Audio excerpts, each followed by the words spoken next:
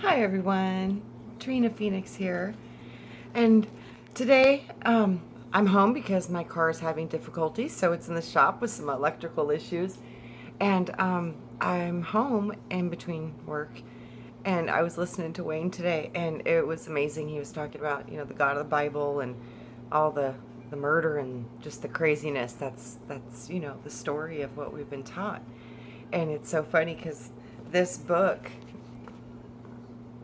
the Book of Secret Wisdom, and it's by Zenobia Dushkova, and it's the Secret Book of Wisdom, a prophetic record of human destiny and evolution. So this book, it's like it talks about the evolution of our soul and how the planet was created and everything. It's a little bit of a different take on what we've been taught, but it's so similar. Because in the last stanza we were reading, it was called The Persecution of Love, and it was talking about God saw how desperately the warriors of love were fighting. Because from this point, the humans had evolved from more like a primal, ape like, more just getting into a body, kind of very primal. We had received love in our hearts, and through that, we started to fight for love and light, and we started to get more consciousness and started to have, we were called the bearers of the flame, and we touched everyone in sight. Some were ignited at once, promising to preserve and cultivate their tiny flames, while others, they were stronger.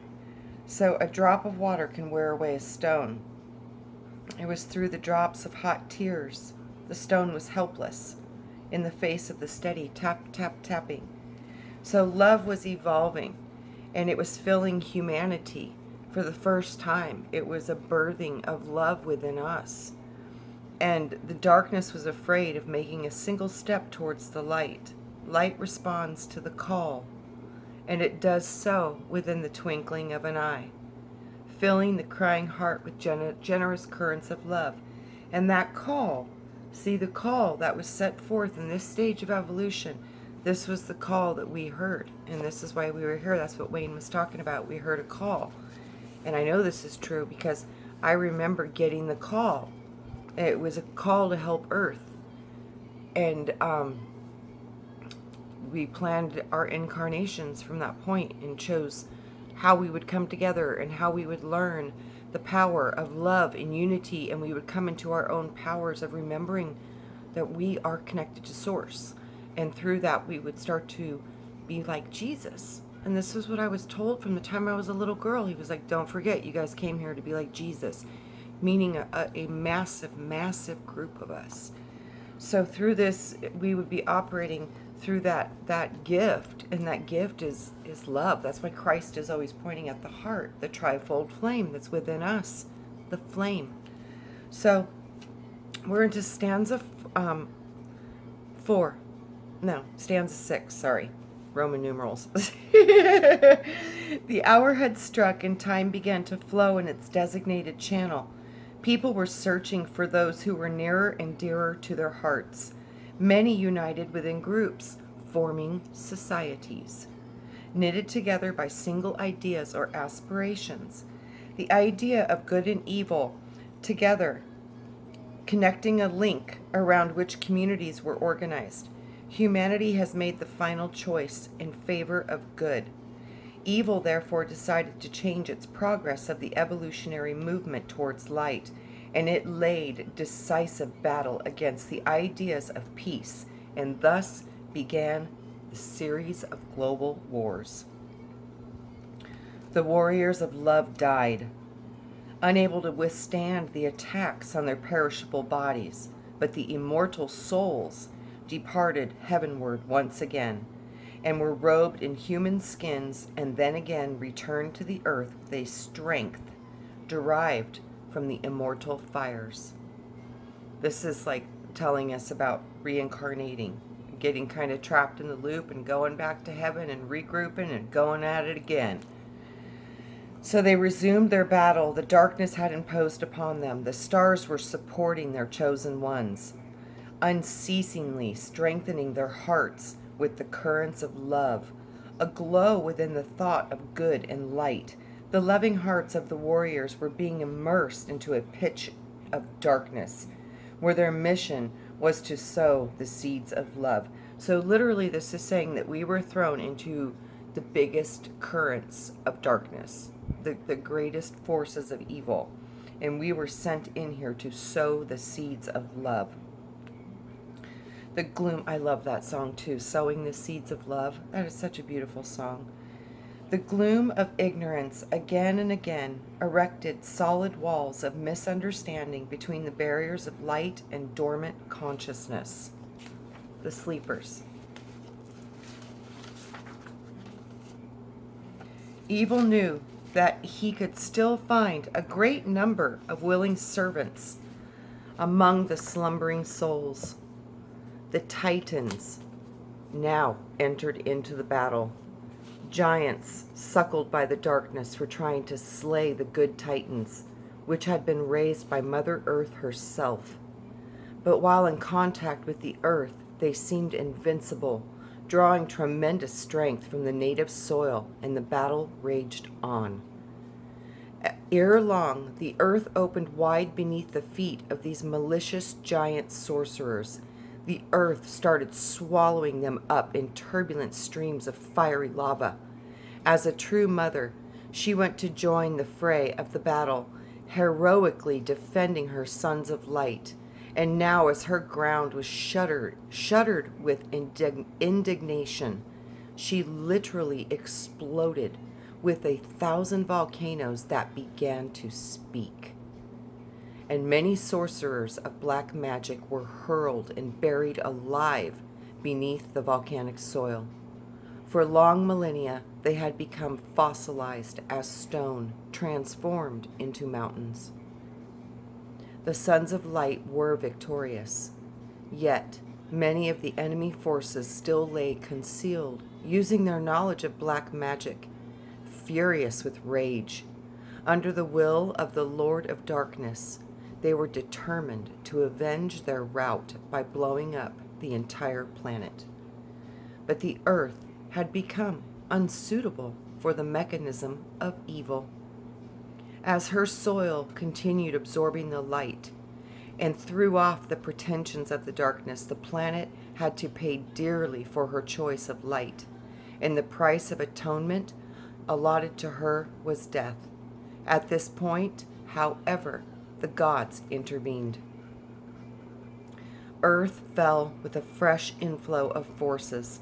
The gods were tirelessly spinning the wheel, and Earth could see how the sparkling thread was reaching towards her. The golden fleece presented to her with a new garment, woven from stellar threads. Yes, the golden fleece could array many an earthling in gold brocaded garments which would protect them from the darkness. Did you hear that, y'all? Yes, the golden fleece can array many earthlings in gold brocaded garments, brocaded like gold mesh, like the knights of armor. They wore a mesh suit underneath the armor, and it was made of different materials. This one is spiritual, and it's golden fleece. And in the golden brocaded garments, which would protect them from the darkness. Guys, put on your armor. This is the armor of God. This is one of the tools that we use to shield ourselves. I don't use a garment of, I do a solid gold suit. So mine's kind of looks like a space suit, gold, but just clings to every part of my body. So do it however it works for you. Use your imagination, because however your imagination does it, that's probably because it's how it's worked for you before. So trust what you know, guys, because we're all doing it different ways, but we're accomplishing the same goal. So, and heroes were set out in search of it. So this was a physical thing too, so people could physically get a hold of these garments. This might be too the stories of the garments of Adam and Eve and why they were preserved on the ark with Noah and they were stolen over and over again. I have a feeling because they had these magical powers of protection. So the planet could not lose people. The mysterious origin of life arisen on her only to be crowned with death, grinding into dust all the works of eternity, which had never been made by human hand. No earth had begotten of the light, and only he who gave her life could ask for it back. But he who gives birth does not know death, for everything woven by him contains the threads of immortality in its weave, the original templates of man. The planet as well, and she was well aware that she was immortal. Yet her earthly mysteries were accessible to the warlocks of the darkness. And it was precisely in this situation that the principle of danger lurked. Evil was busy casting its magical spells, endangering monsters of like never seen before. The earth was open as the palm of one's hand, for the light is impossible to hide. It is there for everyone to see. And lo, the darkness beheld the shining hearts of those who were full of spirit and heroism. And she could not bear that dazzling light. What she needed was stony hearts. So she at once set the heroes, her monstrous progeny, Medusa, the Gorgon. Even one glance at that creature could turn a living being into a heartless stone. But one hero triumphed. Medusa herself was beheaded and was no longer capable of harm. Wherever her two older sisters may have concealed themselves was a mystery to be solved by the future generations of heroes. The beast now had lost one of her 3 lives, making her number the next Gorgon sister could be defeated only by the heart, full of the fires of immortality implanted by the hand of the Creator, and this was his son. The only begotten Son of God had descended to earth to take upon his loving heart all the venomous arrows of gloom. His triumphs were due to love alone. He softened petrified hearts with the tenderness currents of the light. Many followed him, proclaiming the gospel of love. This is the secret gospel of the Essene. It was called the gospel of love.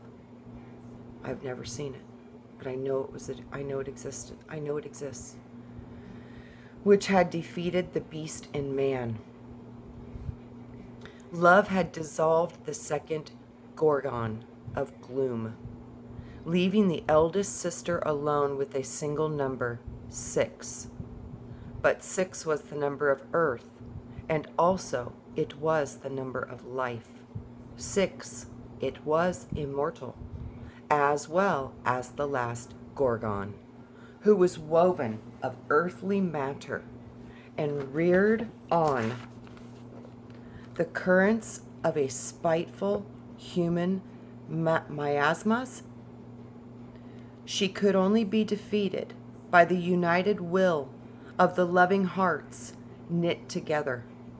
Her name, the name of the monstrous mistress of darkness, was Basest matter. Basest matter.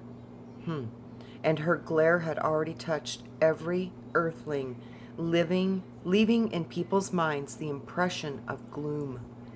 The Gorgon had simply dissolved in human minds, bequeathing to each one a cell of her ill-fated flesh. That's profound, because I've been shown this, that every single one of these gods, every single one of these stars, every single one of these planets, every single one of the essence of the Milky Way, every single thing, we have a piece of that in our genetic code, in our invisible template cellular matrix. So through this invisible cellular template matrix. It's its own body. It's its own cellular light body. That within that, you have access to every single thing within the universe. That's why they say the universe is within you. Yeah, because one of your cells is a part of that universe that you want to learn about. And all of the information of that is within that unit of you. That's why we're so powerful, because of that. What we have in our multidimensional parts of ourself, the part of soul and spirit, not the part of matter. Matter is temporary, transitional. It's an experience. It's sensory. You learn so much. It's a gift, but also it is not the fullness of what you are, and it is not a representation of the immortal, eternal part of self. So this is how you are part of the universe. That's why I tell I am within you and you are within me. There is no other way about it. It is that way because you're connected into this coding structured matrix, and this is what is in your codes for your template for this planet and above. So, this is your soul flesh matrix, but you have 5 other bodies above that, going to your ancient source of self. And that's connected to the universal mind of God. And through that, you have access to all that is. So we got to learn this and remember this and understand this. And the highest energies of all ever is love. Love and cooperation. So, okay, now she was completely confident in her own immortality, the earth. Humanity had become obsessed with the idea of gain. Here comes greed, material goods. All this was starting to shift humanity. So they started to rob one's neighbors. Sorcerers and black magicians were rejoicing.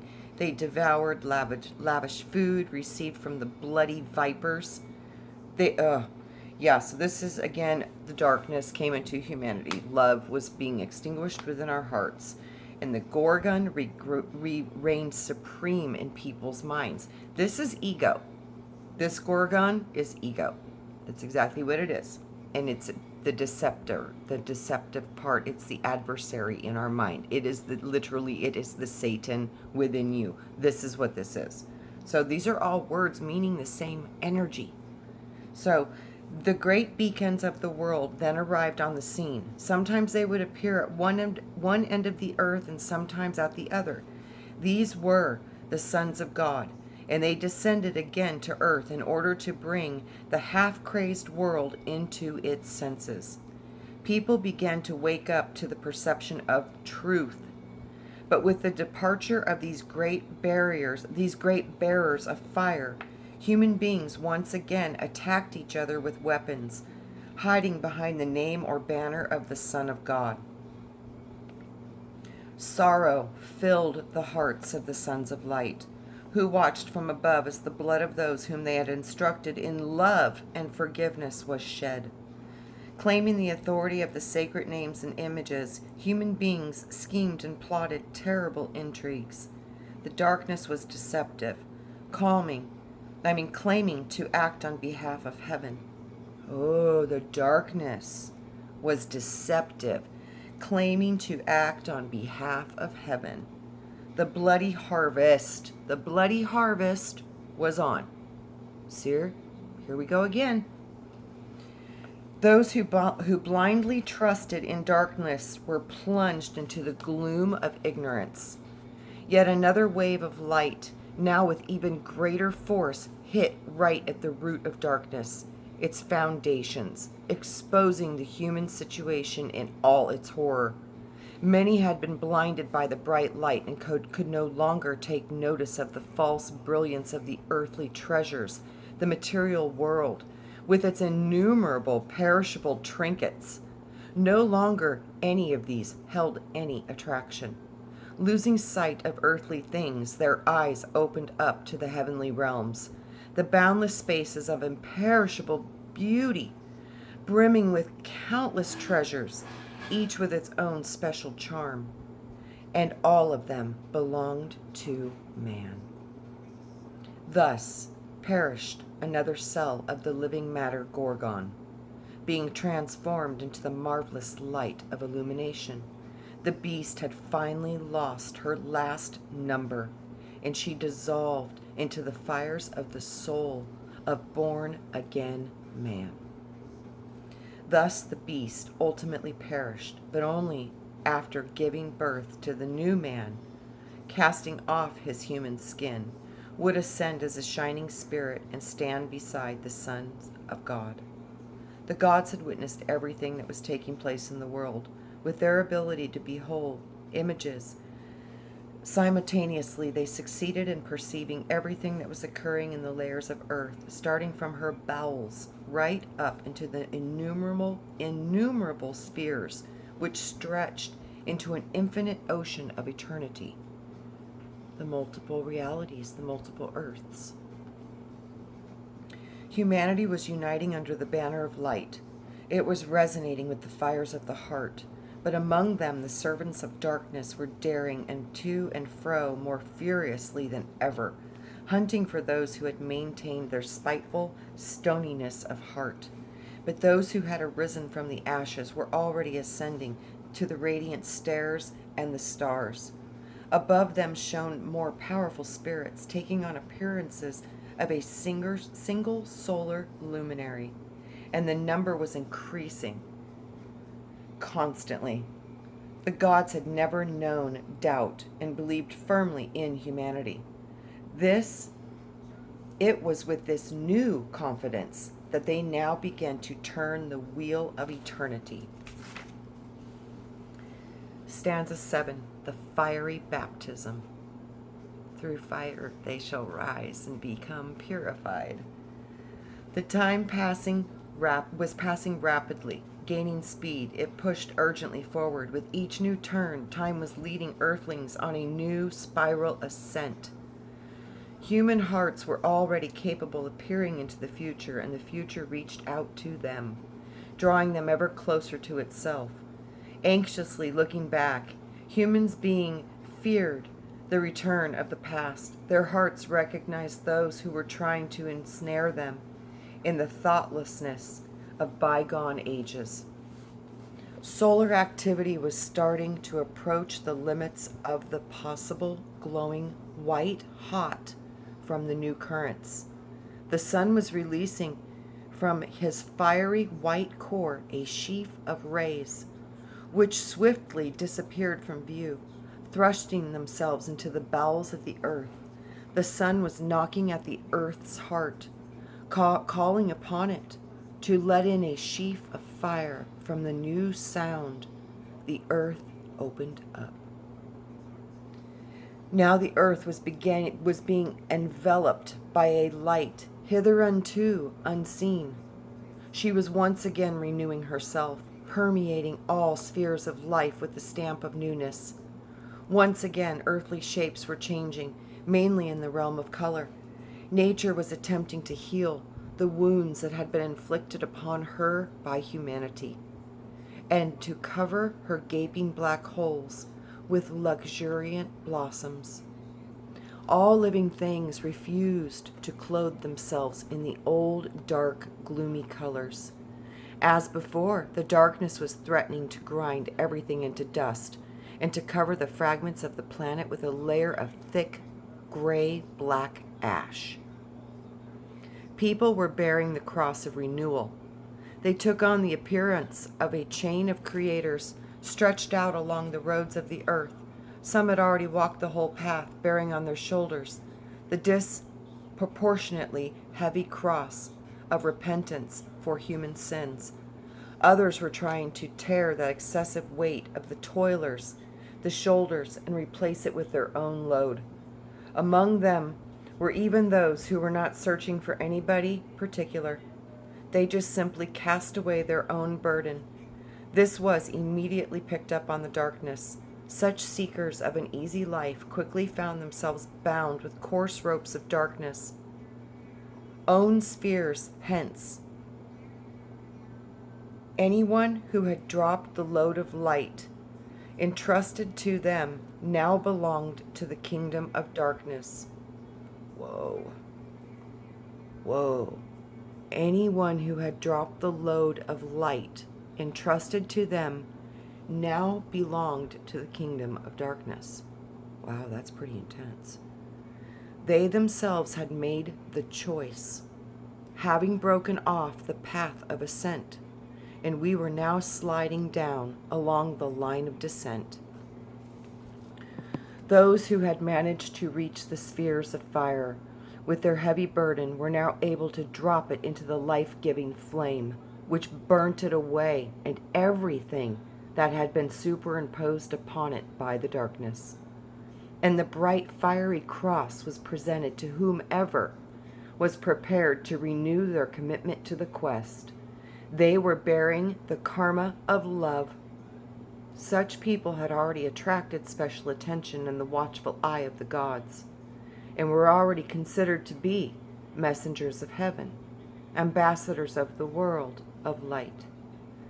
The heavenly host of love had intermingled among the earthlings. The two had merged together and could no longer be distinguished from each other by outwardly signs. The main difference was only internal. They were the bearers of love, with the aim of giving her away. The world was no longer greeted by them with its erstwhile hostility. The smoky bonfires of mock trials had died long ago. Deprived their lavish nourishment, the lofty tongues of flame had disappeared. But not so easy to tame were the human tongues. They burnt more painfully than the sting of the incandescent heat. But the beacons were moving towards them with tremendous burden of heavenly love. Little by little, the light illuminated what had once been the domain of the darkness, whose puzzling restlessness and chaotic thoughts were still letting themselves be felt as a blustery draft. One by one, they attacked the tiny tongues of fire, releasing their venomous stings of doubt and zealous distrust of its healing life creative force. Still, the wee fire continued to glimmer gently, despite the dense drops of poison falling into it. The light continued and lived. The struggle had moved from an external to an internal plane, taking on forms more and more subtle and concealed. Everything has been inverted. Everything from the outside is going to the internal realm. So everything that we see is what we must digest and heal and process. Wow. The struggle had moved from an external to an internal plane, taking on many forms, more and more subtle and concealed. Many servants of the darkness went about their business, masked by the guise of light, and it was still a challenge to distinguish the false reflection from the true. Oh man, they showed me this so many times. They said, do not be deceived by the Jesus trap. Anything of this world is a reflection of that which is truly real. Everything here is not. It's not true. It's coming from the true essence, and that is not in the third dimensional realm. So be careful. The fractals are identical copies of that which is real. It is so hard to discern. So you must discern. So it was a challenge to distinguish the false reflections from the true. Intellectual reasoning was useless. Yes.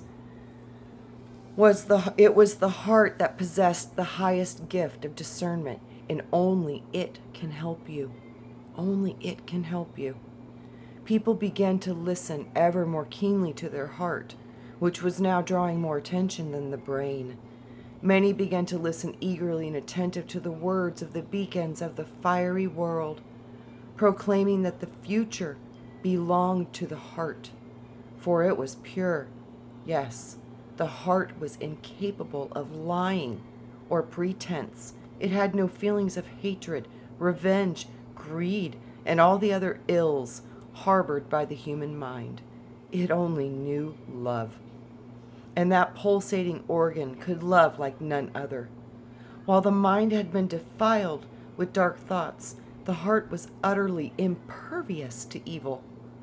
To the heart belonged the future, while the mind was bogged down in the past. People beckoned to its call. The gods sensed the readiness of the human hearts to receive the new currents, and they set to work, rotating the wheel in the new rhythm of the outpouring currents of sacred love. Okay, guys, I probably better shut this video down here, and I will resume with the next stanza, which is 8, the love of the heart. And I will pick up with that, and hopefully I'll get right into it, and I will see you soon. Isn't this powerful? It's all about our brains, and we've got the heart and we've got the mind. And remember, the heart is connected to the solar plexus. The solar, it has a 12 brain system which communicates to the heart. The heart and the stomach, the solar plexus, they are one. They communicate. They have their own languages, and we need to start to go into this center, because this is the only place that you will start to understand discernment. And guys, you're going to need it. You're going to need it. So the tests, we came in at a big time, a very, very big time in evolution of the species, and in transitioning from Pisces to Aquarius. This is the change of an age, a complete new 26,000 year cycle. So this is a huge time, and we literally were called here to do this. And this is what we've got to do. We've got to anchor the love.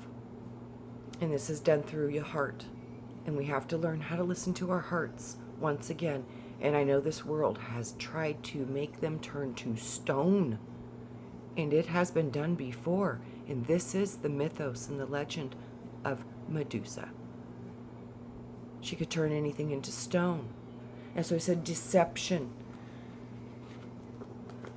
This is what they use. They deceive you. And they get you away from your own power. They get you away from your own wisdom. They get you away from your own internal guidance by getting you so confused in your brain that you don't know how to listen to your heart anymore. So start to connect to what you feel and what you know. And that is your gut, your solar plexus, which is the Christ, the gut complex. This is the information you get from the sun. And that sun is connected to the universal sun, the great galactic central sun.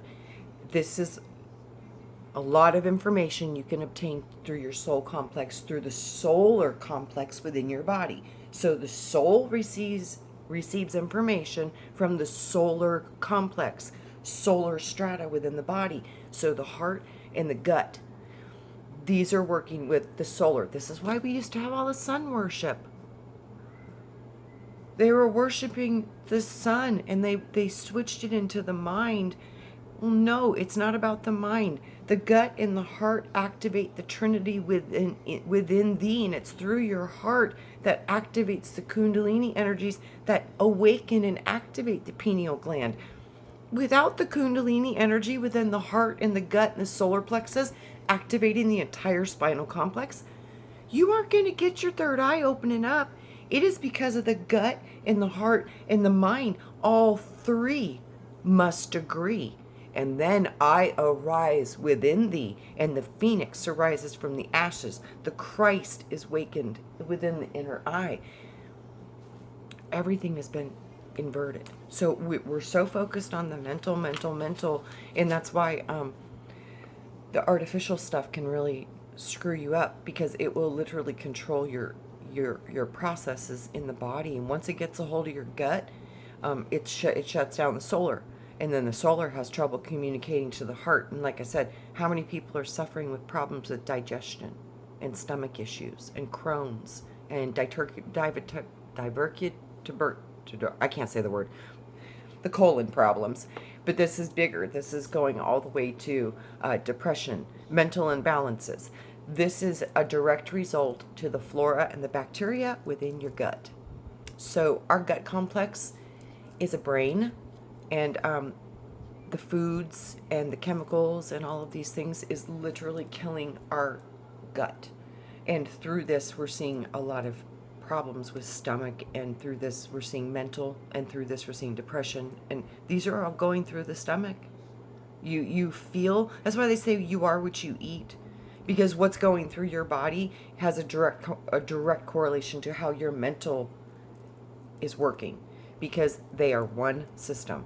So this is the truth that we need to get back into, is the wisdom of the body and the wisdom that is within you, held within the solar complexes, and the triple fire of wisdom within your heart. And this is where we create. So what we feel about, we bring about. And what we see in our reality is a reflection of what's going on within our internal structures. So obviously the world is upside down, flipped up, it's backwards right now because we're transitioning. And so we got to guide this into the right position. We need to stand in love, not fear. We need to learn how to support one another and find solutions instead of, giving our power away. Because this is going to be one of those times where humanity gives the power away or it doesn't. And there will be two different paths. And this is what you see, the division, the split within humanity. So we might be coming into this. So know that you are enough. And know that what you have been given organically is superior to anything that could ever, ever, ever be replicated with the hands of man. Human. Because human could never be as great as what you organically originally came from, which is the template of man, which is male, female, one. Androgynous being of light. Yeah. You wonder why the first Adam, when he came out, they put his ass right to sleep and then created a clone? He was too powerful. He stood up and started naming everything. He was smarter than the gods that created it. Big clue right there. Big clue right there. So that original template, they wiped that out. No way. They could not have that existing because it was too close to what we really are. So guys, we're amazing things, because the template of man literally is the template of a star. That's why the dark wizards use the inverted star. And that's why a lot of things use a star, because the star, it's a powerful thing, and it's a symbol of Christ. It's the original oldest symbol of Christ, is star. Upright, always upright, the star. So we need to start to understand these symbols. We need to understand what they are, what we are, and start working with all three of our brains: mental, heart, and gut. That's your true trinity. And when you get those three working together, it's really hard to be deceived. And it's really hard to not kind of stay on track, because you start to feel and start to see a lot more. And when you're on track with your soul's contract, synchronicity starts showing up in your life. All this beautiful random confirmation after confirmation after confirmation. It just starts hitting you in these big waves of just confirmation that things are right where they should be. And when you can get into those rhythms, let me tell you guys, fear has a hard place to stand. You see everything for what it is, and you understand that by simply observing it, you're affecting it. So we need to start to understand that this is a quantum field, and we affect it by the observers. So we need to pay attention to what's happening in our world, because through our focus, we can shift it. But we can't shift it through anger, hostility, fear, greed, all these things, these protests, burning these buildings down, doing all this. This is not the way to fix these problems. A silent protest to block off doors and stop people until they pay attention and wake up. Using paper and pen, legal remedy. This is the way it should be being done, is through the word. We have the power of the word, and when it is used right, it is a sword. So people need to understand. I understand the frustration, my gosh. But we got to come together in love, and that's not done through violence. Violence is the opposite of that. So we need to stay balanced in our own self and be very focused on how to project positive energy into horrible things that are happening in our world, because collectively, if we can come together and balance out this, it heals it. And it's our job to heal the trauma that's happening in our planet, and find solutions to make that stop. And the way that that is going to be done is going to be through the power of the pen and the power of the word. It's not going to be a protest. It's going to be about using. We go back to the old laws to restore what's to come in the future. So the remedy is already there. It's already present. It's the gift. Now, smart people who really understand law find those gifts. They're there. And this is how we accomplish great things. It's through the means of which were used against us can actually be used to free us. So I know there's lots of smart people out there, and we'll find our way through this. But this is where we need to put our focus and our energy. We need to come together with a common goal, is to see good and find a way to balance our planet and heal our planet. And through that, when we start to heal our earth and heal the environment and start to heal some of these very big problems that we have, when we start to see a change in the outside environment change, that means our internal realities has already shifted. And that means that we can then create a much more beautiful world than most people can even fathom at this point. But this is all energy. So in all actuality, we can drive it any way we want. When we start to realize how we're being controlled through our emotions and our mental processes, and start to shut that stuff off and start to truly connect to what is you. And what you are is, you are a spark of creation from the creator of all that is, which means your imagination can create an entire new universe. You can create anything as a creator. Your imagination is your key. You can create anything you wish to see. If you can see it, you can be it. This is true. It's how it works. So we're battling, like I said, from all the internal demons that everybody has going on within their own trauma and their own frequencies. So when we can start to learn how to heal our own emotions and start to stay centered and start to stay more in our heart center, this is why Jesus is always pointing at the heart. He's like, this is the key to miracles, the key to healing, the key to solutions, the key to wisdom, the key to freedom. It all goes through the doors of love. And love is cooperative, it's compassionate, it's solution finding, it's brilliant, it's illuminated, it is nurturing, it is sustaining, it is ever present, and it is miraculous. And this is the energies that we need to start to tap into, and we can through our minds and through your imagination. So to change what is happening in the world, we have to start creating a completely new resonance within. So we will be the frequency we want to receive. And a lot of that frequency, friends, it's coming from the Milky Way. The stars that are there, we're connected to them. So remember, we are all here now because we had a very high potential to bring this energy into the planet. In the deepest of darkness and the hardest times of transition, you guys are the warriors of light, and you were called to do this task, is to obliterate the negativity through the power that we have of love. So I love you guys more than you know. Soul Tribe, I can't do this without you.